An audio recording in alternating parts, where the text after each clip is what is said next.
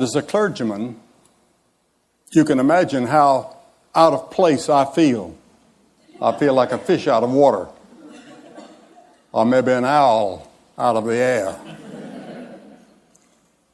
I was preaching in San Jose some time ago, and my friend Mark Kwame, who helped introduce me to this conference, brought several CEOs and leaders of some of the companies here in the Silicon Valley to have breakfast with me, or I with them. And I was so stimulated and had such, it was an eye-opening experience to hear them talk about the world that is yet to come through technology and science. I know that we're near the end of this conference, and some of you may be wondering why they have a speaker from the field of religion. Richard can answer that because he made that decision. But some years ago, I was on an elevator in Philadelphia coming down. I was to address a conference at a hotel. And on that elevator, a man said, "I hear Billy Graham is staying in this hotel." And another man looked in my direction and said, "Yes, there he is. He's on this elevator with us."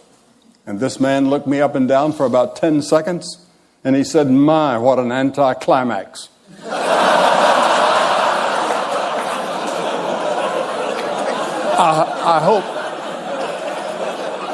I hope that you won't feel that these few moments with me is an anticlimax. After all this tremendous talks that you've heard and addresses, which I intend to listen to every one of them. But I was on an airplane in the East some years ago, and the man sitting across the aisle from me was the mayor of Charlotte, North Carolina. His name was John Belk. Some of you would probably know him.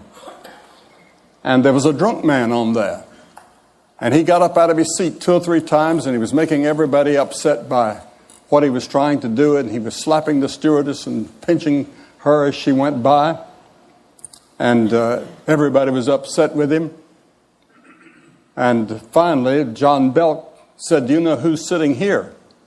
And the man said, "No, who?" He said, "It's Billy Graham, the preacher." He said, "You don't say." And he turned to me and he said, "Put her there." He said, "Your sermons have certainly helped me."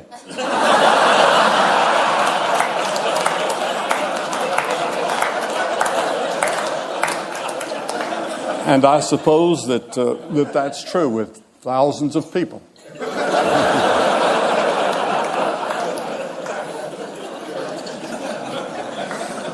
I know that as you have been peering into the future, and as we've heard some of it here tonight,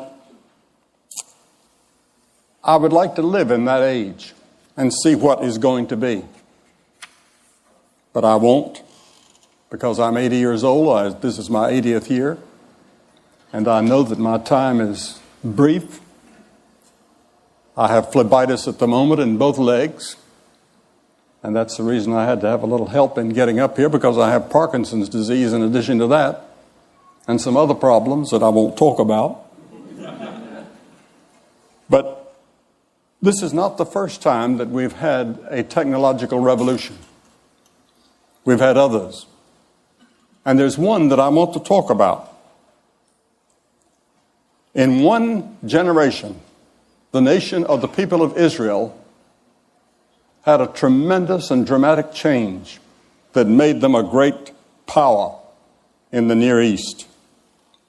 A man by the name of David came to the throne, and King David became one of the great leaders of his generation. He was a man of tremendous leadership. He had the favor of God with him. He was a brilliant poet, philosopher, writer, soldier, with strategies in battle and conflict that people study even today. But about 2 centuries before David, the Hittites had discovered the secret of smelting and processing of iron. And slowly that skill spread, but they wouldn't allow the Israelis to look into it or to have any. But David changed all of that. And he introduced the Iron Age to Israel. And the Bible says that David laid up great stores of iron, in which archaeologists have found that in present-day Palestine, there are evidences of that generation. Now, instead of crude tools made of sticks and stones, Israel now had iron plows and sickles and hoes and military weapons. And in the course of one generation, Israel was completely changed. The introduction of iron in some ways had an impact, a little bit like the microchip has had on our generation.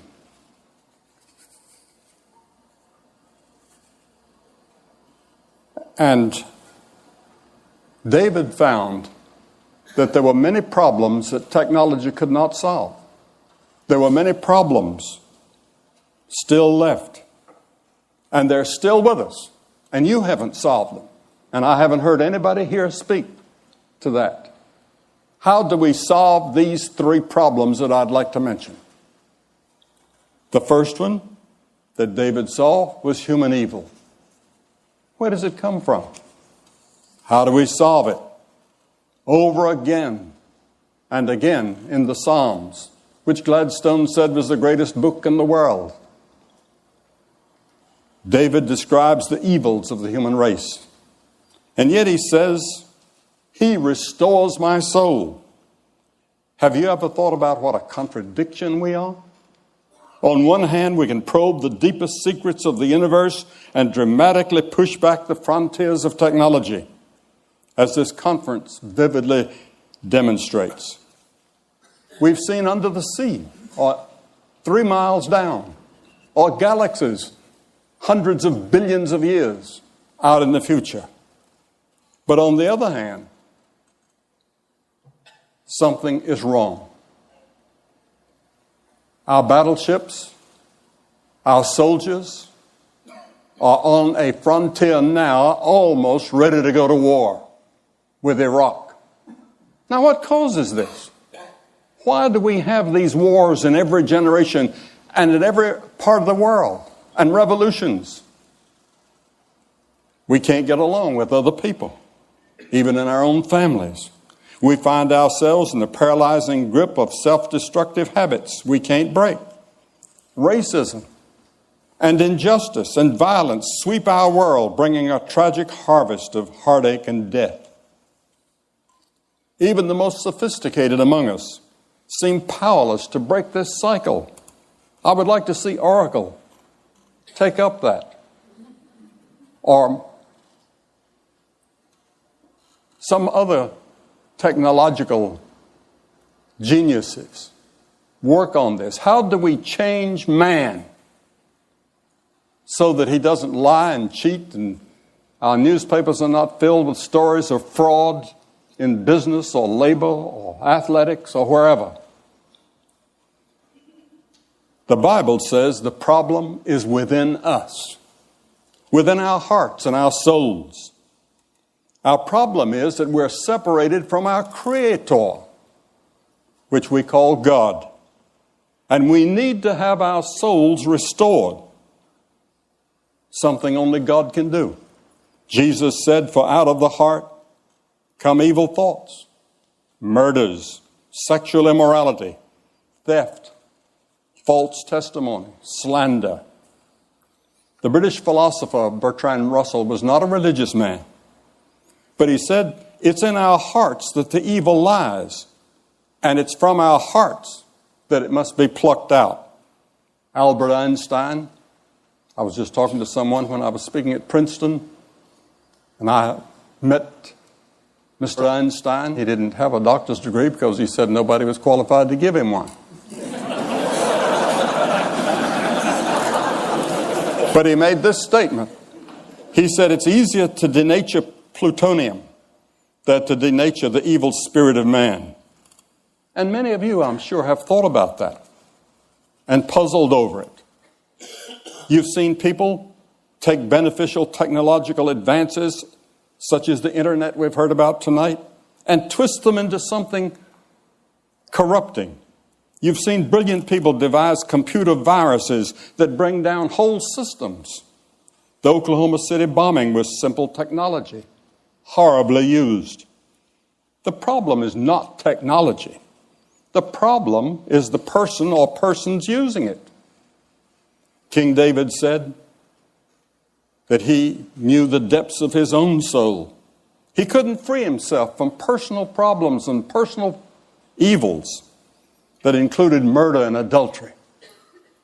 Yet King David sought God's forgiveness and said, "You can restore my soul." You see, the Bible teaches that we're more than a body and a mind. We are a soul. And there's something inside of us that is beyond our understanding. That's the part of us that yearns for God or something more than we find in technology. Your soul is that part of you that yearns for meaning in life and which seeks for something beyond this life. It's the part of you that yearns really for God. I find young people all over the world are searching for something. They don't know what it is. I speak at many universities. And I have many questions and answer periods. And whether it's Cambridge or Harvard or Oxford, I've spoken at all those universities. I'm going to Harvard in about it's about 2 months from now to give a lecture. And I'll be asked the same questions that I was asked the last few times I've been there. And it'll be on these questions. Where did I come from? Why am I here? Where am I going? What's life all about? Why am I here? Even if you have no religious belief, there are times when you wonder that there's something else. Thomas Edison also said, when you see everything that happens in the world of science and in the working of the universe, you cannot deny that there's a captain on the bridge. I remember once I sat beside Mrs. Gorbachev at a White House dinner. I went to Ambassador Dobrynin, whom I knew very well, and I'd been to Russia several times under the communists, and they'd given me marvelous freedom that I didn't expect. And I knew Mr. Dobrynin very well, and I said, I'm going to sit beside Mrs. Gorbachev tonight. What should I talk to her about? And he surprised me with the answer. He said, talk to her about religion and philosophy. That's what she's really interested in. I was a little bit surprised, but that evening, that's what we talked about.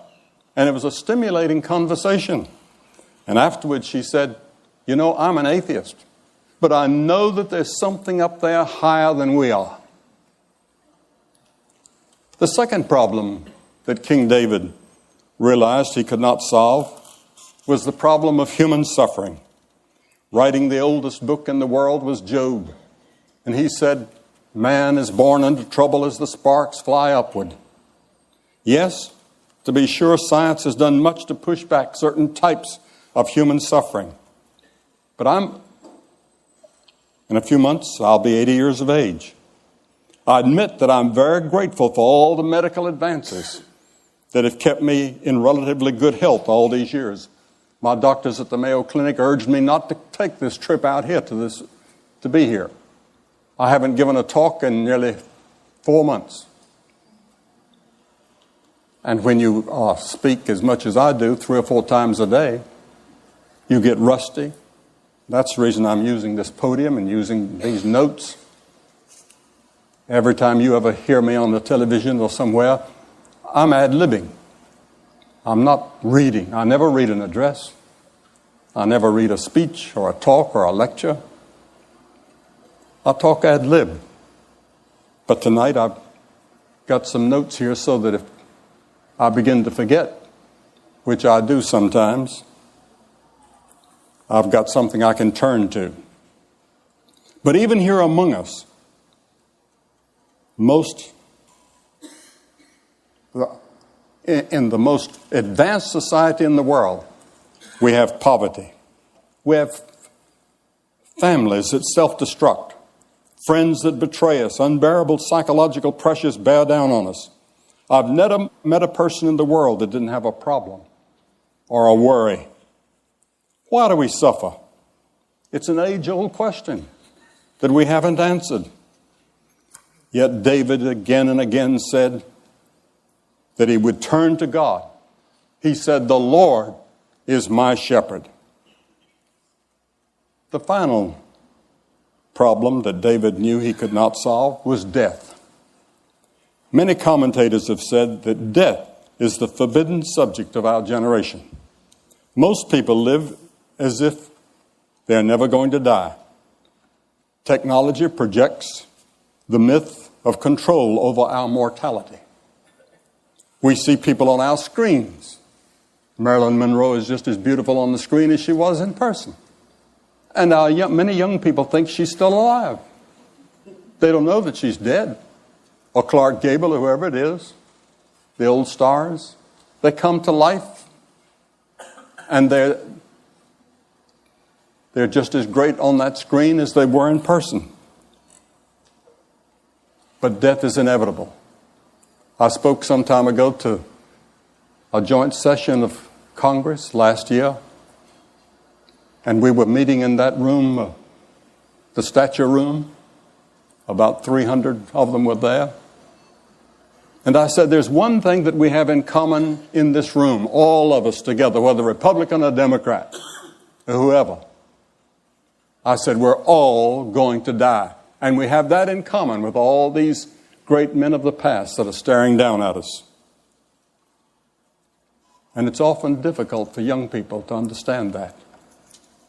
It's difficult for them to understand that they're going to die. As the ancient writer of Ecclesiastes wrote, he said, there's every activity under heaven. There's a time to be born, and there's a time to die. I've stood at the deathbed of several famous people whom you would know. I've talked to them. I've seen them in those agonizing moments when they were scared to death. And yet, a few years earlier, death never crossed their mind. I talked to a woman this past week whose father was a famous doctor. She said he never thought of God, never talked about God, didn't believe in God. He was an atheist. But she said, as he came to die, he sat up in the side of the bed one day and he asked the nurse if he could see the chaplain. And he said for the first time in his life, he thought about the inevitable and about God. Was there a God? A few years ago, a university student asked me, what is the greatest surprise in your life? And I said, the greatest surprise in my life is the brevity of life. It passes so fast. But it does not need to have to be that way. Wernher von Braun, in the aftermath of World War II, concluded, quote, science and religion are not antagonists. On the contrary, they're sisters. He put it on a personal basis. I knew Dr. von Braun very well. And he said, speaking for myself, I can only say that the grandeur of the cosmos serves only to confirm a belief in the certainty of a creator. He also said, in our search to know God, I've come to believe that the life of Jesus Christ should be the focus of our efforts and inspiration. The reality of this life and his resurrection is the hope of mankind. I've done a lot of speaking in Germany and in France and in different parts of the world, 105 countries. It's been my privilege to speak in. And I was invited one day to visit Chancellor Adenauer, who was looked upon as sort of the founder of modern Germany since the war. And he said to me, he said, young man, he said, do you believe in the resurrection of Jesus Christ? And I said, sir, I do. He said, so do I. He said, when I leave office, I'm going to spend my time writing a book on why Jesus Christ rose again and why it's so important to believe that. In one of his plays, Alexander Solzhenitsyn depicts a man dying who says to those gathered around his bed, "The moment when it's terrible to feel regret is when one is dying. How should one live in order not to feel regret when one is dying?" Blaise Pascal asked exactly that question in 17th century France.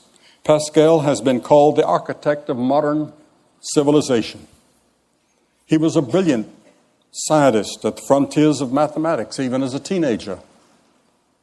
He is viewed by many as the founder of the probability theory and a creator of the first model of a computer.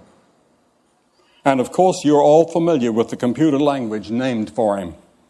Pascal explored in depth our human dilemmas of evil, suffering, and death. He was astounded at the phenomena we've been considering, that people can achieve extraordinary heights in science, the arts, and human enterprise, yet they also are full of anger, hypocrisy, and self-hatreds. Pascal saw us as a remarkable mixture of genius and self-delusion. On November 23rd, 1654, Pascal had a profound religious experience. He wrote in his journal these words, "I submit myself absolutely to Jesus Christ, my Redeemer." A French historian said 2 centuries later, "Seldom has so mighty an intellect submitted with such humility to the authority of Jesus Christ." Pascal came to believe not only the love and the grace of God could bring us back into harmony, but he believed that his own sins and failures could be forgiven, and that when he died, he would go to a place called heaven. He experienced it in a way that went beyond scientific observation and reason. It was he who penned the well-known words, "The heart has its reasons, which reason knows not of." Equally well known is Pascal's wager. Essentially, he said this: if you bet on God and open yourself to his love, you lose nothing, but even if you're wrong. But if instead you bet that there is no God, then you can lose it all in this life and the life to come. For Pascal, scientific knowledge paled beside the knowledge of God. The knowledge of God was far beyond anything that ever crossed his mind. He was ready to face him when he died at the age of 39. King David lived to be 70, a long time in his era. Yet he too had to face death. And he wrote these words, "Even though I walk through the valley of the shadow of death, I will fear no evil, for you are with me." This was David's answer to the 3 dilemmas of evil, suffering, and death. It can be yours as well as you seek the living God and allow him to fill your life and give you hope for the future. When I was 17 years of age, I was born and reared on a farm in North Carolina. I milked cows every morning and had to milk the same cows every evening when I came home from school. And there were 20 of them that I was responsible for. And I worked on a farm and tried to keep up with my studies. I didn't make good grades in high school. I didn't make them in college until something happened in my heart. One day I was faced face to face with Christ. He said, "I'm the way, the truth, and the life." Can you imagine that? I am the truth. I'm the embodiment of all truth.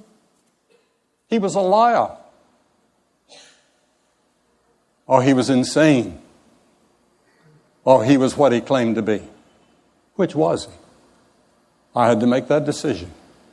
I couldn't prove it. I couldn't take it to a laboratory and experiment with it. But by faith, I said, I believe him.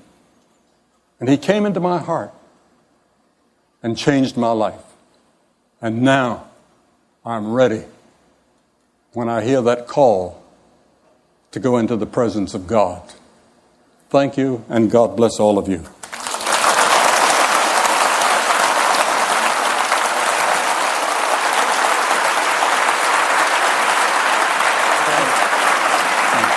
Thank you for the privilege. That's great. You did it. Thanks for running.